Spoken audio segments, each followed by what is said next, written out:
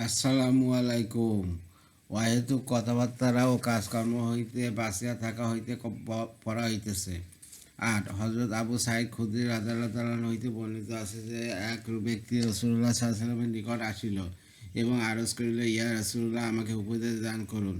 তিনি তাকে কিছু উপদেশ দান করিলেন, যার মধ্যে একটি এই যে নিজের জিহ্বাকে অকল্যাণকর কথা ব্যতীত সকল প্রকার কথা হইতে হেফাজত করো, ইহার দ্বারা তুমি শয়তানের উপর ক্ষমতা লাভ করিবে।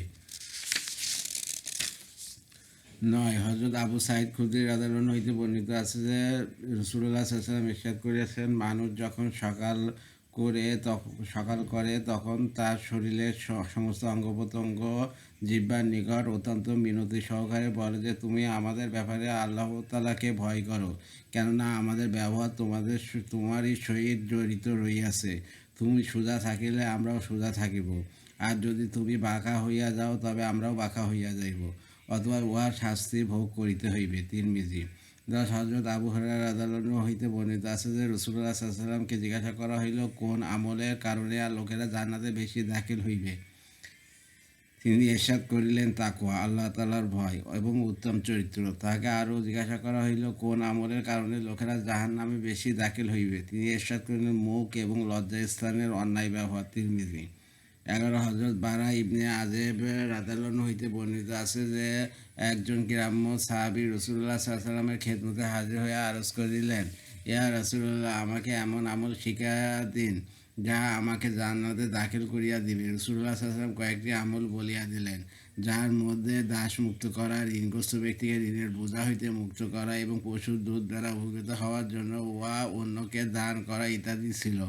উহা ছাড়া আরও কিছু কাজও বলিয়া দিলেন। অতঃপর ইরশাদ করিলেন, যদি উহা করিতে না পারো তবে নিজের জিহ্বাকে ভালো কথা ব্যতীত বলিতে বিরত রাখিও। বাইহাকী। ১২ হজরত আসওয়াদ ইবনে আসরাম রাদিয়াল্লাহু বলেন, আমি রাসূলুল্লাহ সাল্লাল্লাহু আলাইহি ওয়াসাল্লামের নিকট আরজ করলাম, ইয়া রাসূলুল্লাহ, আমাকে উপদেশ দান করুন। তিনি ইরশাদ করিলেন, নিজের হাতকে সামলায় রাখো, যাহাতে উহা দ্বারা কেউ কষ্ট না পায়। আমি আরজ করিলাম, আমি আমার হাতকে আমি সামলাইতে না পারি, তবে অন্য কোন জিনিসকে আমি সামলাইতে পারিব। অর্থাৎ হাতকে তো আমি সামলাইতে পারিব। ইরশাদ করিলেন, আপন জিহ্বাকে সামলায় রাখো। আমি আরজ করিলাম, যদি আমার জিহ্বাকেই আমি সামলাইতে না পারি তবে আর কোন জিনিসকে সামলাইতে পারিব? অর্থাৎ জিহ্বা তো আমি সামলাইতে পারিব। ইরশাদ করিলেন, তবে তুমি নিজের হাতকে ভালো কাজের জন্য প্রসারিত করো, আর নিজের জিহ্বা দ্বারা ভালো কথাই বলো। তাবরানী। ১৩ হজরত আসমা রহমতুল্লাহ বলেন, হজরত আবু বকর রাদিয়াল্লাহু প্রতি ও হজরত উমর রাদিয়াল্লাহু দৃষ্টি পড়িলে তিনি দেখিলেন যে হজরত আবু বকর রাদিয়াল্লাহু নিজের জিহ্বাকে টানিতেছেন। হজরত উমর রাদিয়াল্লাহু জিজ্ঞাসা করিলেন, হে আল্লাহর রসুলের খলিফা, আপনি উহা কি করিতেছেন? তিনি বলিলেন, এই জিহ্বায় আমাকে ধ্বংসের জায়গায় পৌঁছিয়াছে। রাসূলুল্লাহ সাল্লাল্লাহু আলাইহি ওয়াসাল্লাম ইরশাদ করিয়াছিলেন, শরীরের কোনো অংশই এমন নাই যাহা জিহ্বার অশালীনতা উগ্রতার অভিযোগ না করে। বাইহাকী। ১৪ হজরত হুযায়ফা রাদিয়াল্লাহু বলেন, আমি জিহ্বা আমার পরিবার পরিজনদের উপর খুব চলিত, অর্থাৎ আমি তাদেরকে খুব গালমন্দ করিতাম। আমি রাসূলুল্লাহ সাল্লাল্লাহু আলাইহি ওয়াসাল্লামের নিকট আরজ করিলাম, ইয়া রাসূলুল্লাহ, আমি ভয় করিতেছি যে আমার জিহ্বা আমাকে জাহান্নামে দাখিল করিয়া দিবে। রাসূলুল্লাহ সাল্লাল্লাহু আলাইহি ওয়াসাল্লাম ইরশাদ করিলেন, তবে ইস্তেগফার কোথায় গিয়াছে? অর্থাৎ ইস্তেগফার কেন করো না, যাহাতে তোমার জিহ্বা সংশোধন হইয়া যায়? আমি তো দৈনিক ১০০ বার ইস্তেগফার করি। মুসনাদে আহমদ। ১৫ হজরত হাদি ইবনে হাতেম রাদিয়াল্লাহু বর্ণনা করেন যে রাসূলুল্লাহ সাল্লাল্লাহু আলাইহি ওয়াসাল্লাম ইরশাদ করিয়াছেন, মানুষের সৌভাগ্য ও দুর্ভাগ্য তার উভয় চোয়ালের মাঝখানে রহিয়াছে। অর্থাৎ জিহ্বার সঠিক ব্যবহার সৌভাগ্যের এবং ভুল ব্যবহার দুর্ভাগ্যের কারণ। তাবরানী। ১৬ হজরত হাসান রহমতুল্লাহ বলেন, আমাদের নিকট এই হাদিস পৌঁছাইয়াছে যে রাসূলুল্লাহ সাল্লাল্লাহু আলাইহি ওয়াসাল্লাম ইরশাদ করিয়াছেন, আল্লাহ তাআলা সেই বান্দার প্রতি দয়া করুন যে উত্তম কথা বলিয়া দুনিয়া ও আখিরাতে ফায়দা হাসিল করে, অথবা চুপ থাকিয়া জিহ্বার স্তরণ হইতে বাঁচিয়া যায়। বাইহাকী।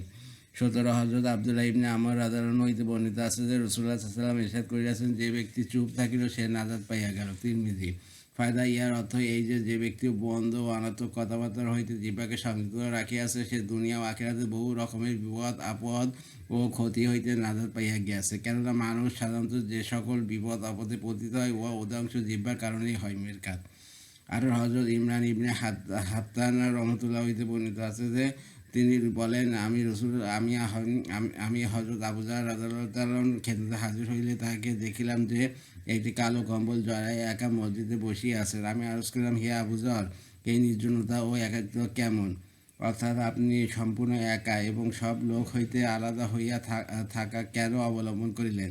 তিনি জবাব দিলেন, আমি রাসূলুল্লাহ সাল্লামকে ইরশাদ করিতে শুনিয়াছি যে মন্দ লোকের সংসারে বসার চাইতে একা থাকা ভালো, আর সৎ লোকের সংসারে বসায় একা থাকার চাইতে উত্তম। কাউকে ভালো কথা বলিয়া দেওয়া চুপ থাকার চেয়ে উত্তম, মন্দ কথা বলার চেয়ে চুপ থাকা উত্তম, বা একই। 1900 হজরত আবু যর রাদিয়াল্লাহু আনহু বলেন যে আমি রাসূলুল্লাহ সাল্লাল্লাহু আলাইহি ওয়াসাল্লামের খেদমতে হাজির হইলাম।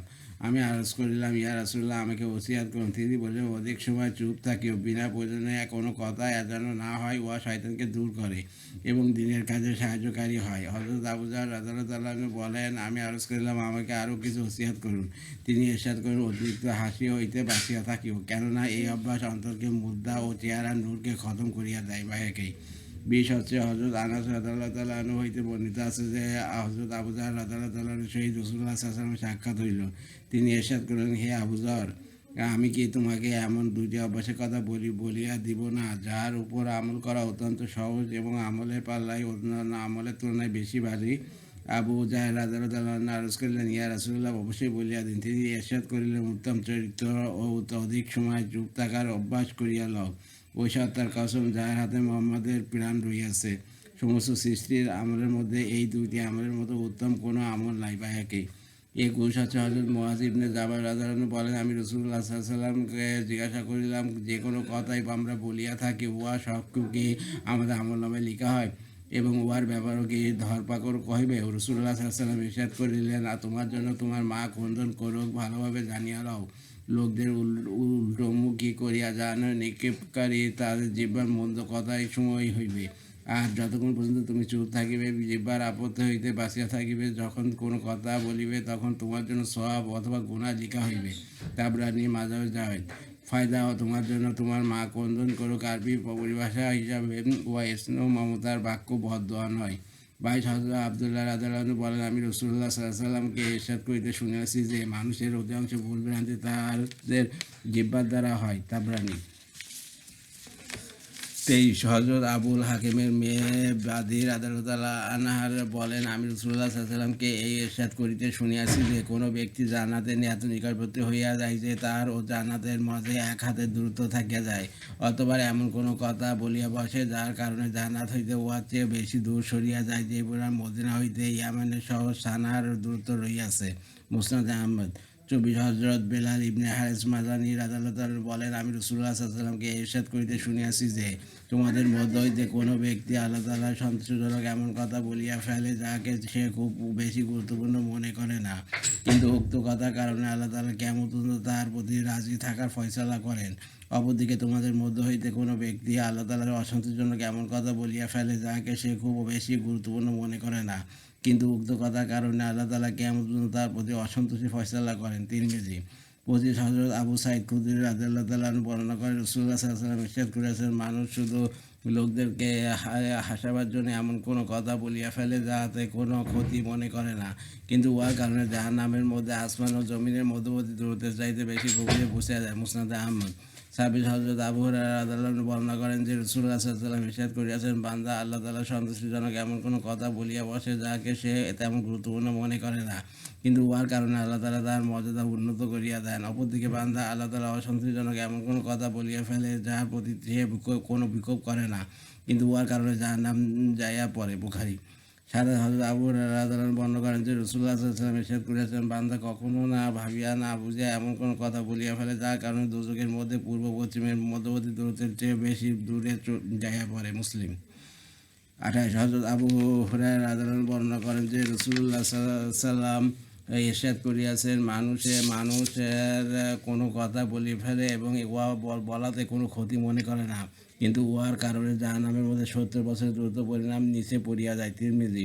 29 হযরত আমর ইবনে আস রাদিয়াল্লাহু আনহু বলেন, আমি রাসূলুল্লাহ সাল্লাল্লাহু আলাইহি ওয়াসাল্লামকে ইরশাদ করিতে শুনিয়াছি যে আমাকে সংক্ষিপ্ত কথা বলার আদেশ দেওয়া হইয়াছে, কেন সংক্ষিপ্ত কথা বলাই উত্তম। আবু দাউদ। 30 হযরত আবু হুরায়রা রাদিয়াল্লাহু আনহু বর্ণনা করেন যে রাসূলুল্লাহ সাল্লাল্লাহু আলাইহি ওয়াসাল্লাম ইরশাদ করিয়াছেন, যে ব্যক্তি আল্লাহ তাআলা ও আখিরাতের দিনের প্রতি ঈমান রাখে তার উচিত যে ভালো কথা বলিবে নতুবা চুপ করিয়া থাকিবে। বুখারী। মুনতাকাব হাদিসের অহেতুক কথাবার্তা ও কাজকর্ম হইতে বাঁচিয়া থাকা পর্যন্ত পড়া হইছে। আমার ইউটিউব চ্যানেল রিবন কোরাস, ওইটাকে আপনার সাবস্ক্রাইব করেন, দয়া করে লাইক কমেন্ট শেয়ার দেবেন আমার ভিডিওতে, এতে আমি উৎসাহিত হই। রিবন কোরাস হচ্ছে আমার ফেসবুক পেজ, ওইটাকে আপনারা ফলোতে রাখবেন। সবাই ভালো থাকবেন, সুস্থ থাকবেন আর স্বাভাবিক থাকবেন। আল্লাহ হাফিজ।